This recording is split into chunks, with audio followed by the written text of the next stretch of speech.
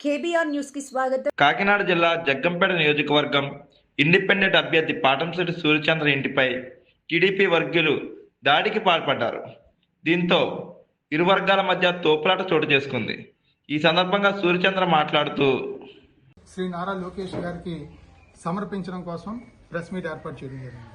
Press meet ఏర్పాటు జరుగుతున్నప్పుడు స్టార్టింగ్లోనే ఎవరు కూడా ప్రెస్ మీట్ జరగకూడదన్నది ఒక ఉద్దేశంతో వచ్చారు. అదే రకంగా కావాలని గొడవ పెట్టుకుని ఎస్సీ ఎస్టీ అట్రాసిటీ కేసులు మా మీద పెట్టాలి, ఏదో రకంగా జగ్గంపేట నియోజకవర్గంలో ప్రజా సమస్యల మీద కానీ అవినీతి మీద కానీ గళం ఇప్పి ప్రశ్నించే గొంతు పాటంశెట్టి సూర్యచంద్రని జైలుకు పంపాలన్న దురుద్దేశంతో జ్యోతుల్ నెహ్రూ గారు కేవలం నవీన్ గారు వాళ్ళ అబ్బాయి ఇద్దరు కలిపి ఈ తెలుగుదేశం పార్టీ నాయకులందరినీ మా ఇంటి మీదకి ఈరోజు ఉసుగొల్పి అక్కడ ఎట్టి పరిస్థితుల్లోని కూడా అక్కడ గొడవ పెట్టుకుని రెండని పంపించడం అనేది ఎంతవరకు న్యాయం అని చెప్పేసి శాసనసభ్యులు శ్రీ జ్యోతుల్ నెహ్రూ గారిని మేము కోరుతా ఉన్నాం.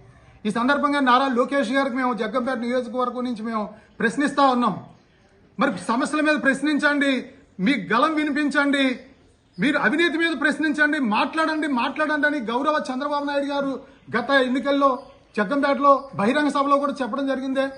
మరి మేము మాట్లాడి సమస్యల మీద మాట్లాడి మరి అవినీతి దోచేస్తా ఉన్నారు, మట్టి దోచేస్తా ఉన్నారు, ఇసుక దోచేస్తా ఉన్నారు అని చెప్పేసి ప్రెస్ మీట్ పెట్టి సమస్యను నేను ప్రజల్లోకి తీసుకువెళ్లి నారా లోకేష్ గారికి దృష్టిలో పెట్టడం కోసం నేను ప్రయత్నం చేస్తుంటే మా మీదకి కొట్టడానికి వచ్చి దౌర్జన్యంగా వచ్చి మమ్మల్ని తోసి అంత రచ్చరచ్చ రాద్ధాంతం చేయాల్సిన అవసరం ఏముంది? ఇది ప్రజాస్వామ్యమా?